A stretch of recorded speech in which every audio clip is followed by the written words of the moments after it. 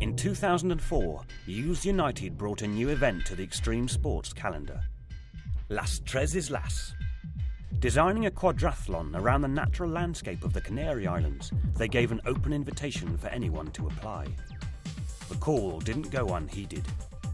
Professionals competed alongside amateurs as they attempted to cross 3 islands in just a single day.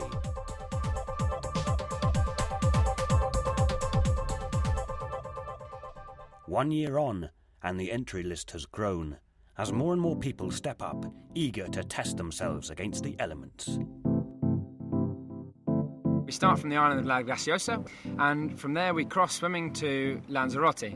Now there's a beach at the bottom of the cliff there, which is where we arrive on the swim, and from there we start a cliff run. It's quite loose underfoot, and it's about 650 metres in altitude from bottom to top. From there they're going to go straight onto racing bikes and heading off on a nearly 50-mile, a 70-kilometre run down towards Playa Blanca in the south of Lanzarote.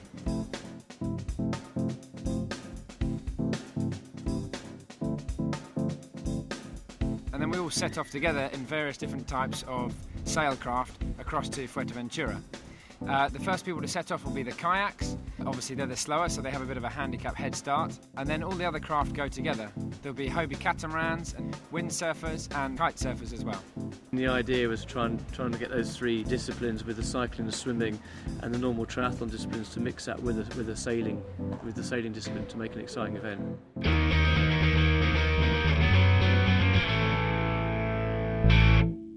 You know, we have people from all walks of life. You know, we've got youngsters as young as 17, we've got people up to 72. And a lot of these competitors are just everyday normal people who maybe enjoyed to go for a cycle, they enjoy swimming or something like that. It's a good challenge, incorporating a lot of the things we enjoy doing, so it seemed like a good idea. Plus Tiller's talked us into it, so.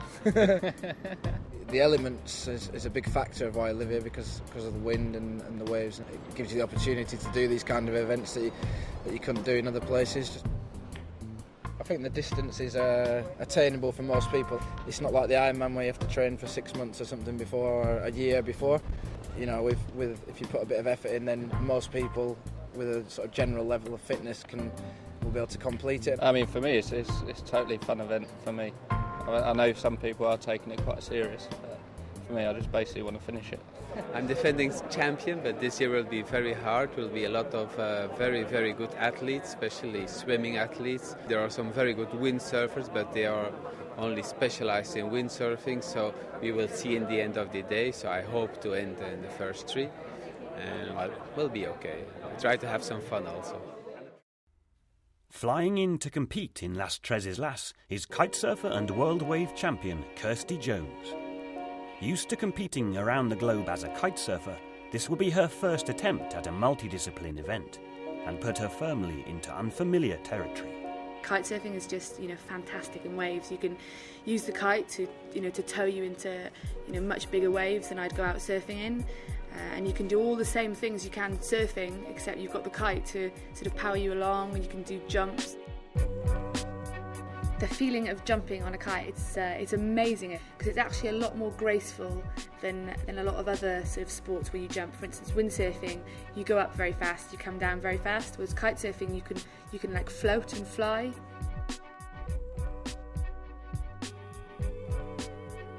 Sometimes when you get a really high jump, everything just goes really, really silent, and you really do feel like you're flying, and you're looking down on the water, and then you preferably you land nice and smooth. Lanzarote Live 2005. 7 islands, 1 station, all around the world on PowerFMRadio.com as well. It is your Power FM across the Canary Islands. As we mentioned, the current ladies kite surfing world champion. Very good. I totally forget about it until somebody says, "Oh, so Kirsty, well done for winning the kite surfing wave, championships."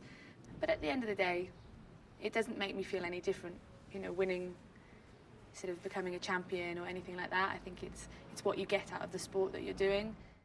I guess the most important thing about kitesurfing and surfing for me, though, is the freedom you get from it. It's not about competitions. It's about those days when you get to the beach and some of your friends are at the beach and you go kitesurfing or surfing together, or one of the days when you get to the beach and there's no one else there and you go out and you ride by yourself and it's just you and the seagulls and the wind. Sometimes you get really special moments just when whether it's at sunset and you're sitting in the water surfing. And I don't know, there's something about kite surfing and surfing. It kind of makes you live in the present a lot more. And it's a great feeling, and it's almost like a form of meditation for me. You know, when I come in, I just feel completely invigorated, and it's a great feeling. Kirsty came along, and she's just like stormed through. You know, she's a very pretty girl. She's got like a good body. She looks great in a bikini. She's got the long blonde hair. And that's exactly what the sport needed. She put kite surfing on the map, definitely for the girls.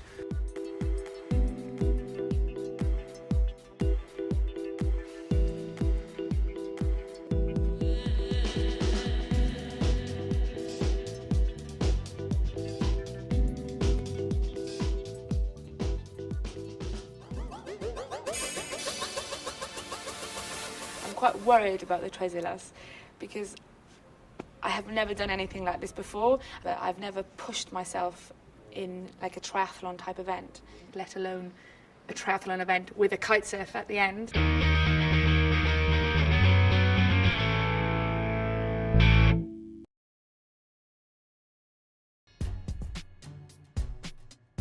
As the sun rises over La Graciosa, the time for talking is over.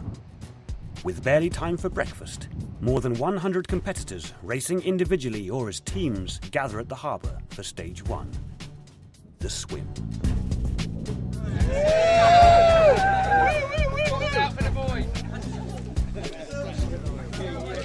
Yeah, the wind's in the right direction, the sea's flat. Had 3 Weetabix, no, sorry, I only had 2 this morning. Obviously, it's a gap of water between 2 islands, so it's effectively open ocean. There are strong sea currents, there's swell, and it makes it difficult swimming in sea conditions like that.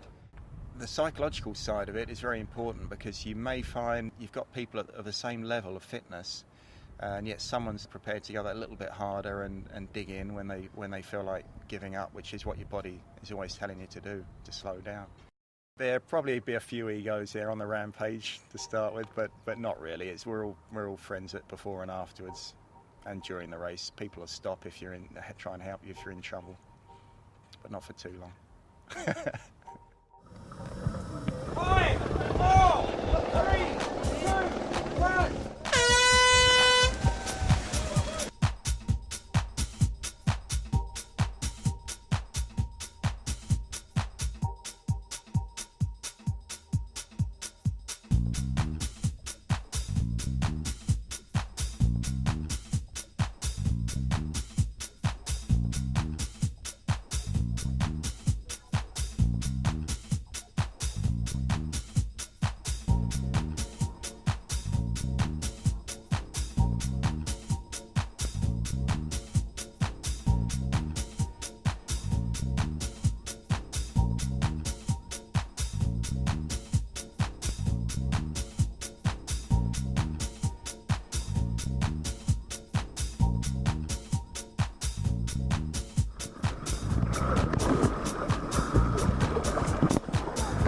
Battling their way through to the finish line just seconds apart, it was Spaniard Jose Fernandez who stole the win from second-place man Tony Croxford, clocking a time of 29 minutes and 37 seconds.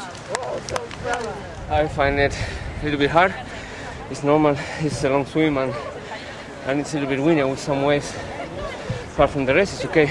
Really strong current. I ended up down by the foot of the boat there. It was quite hard to get your bearings and direct yourself.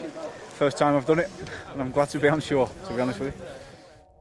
At 65 years of age, Peter Dalkin is the oldest individual competitor to take part, and a man with his own motivation for taking up the challenge. I lost my wife a few years ago. I disappeared into a big black hole and eventually climbed out and decided I needed to go around the world. Our life on the boat is absolutely fantastic. She's a beautiful boat to sail with. You're as old as you feel, I suppose, and I don't feel 65. Well, I'm a bit lopsided, so I tend to swim round in circles. I've got a bad knee, so I've got to be very careful on the climb. I suppose the cycling I find really good.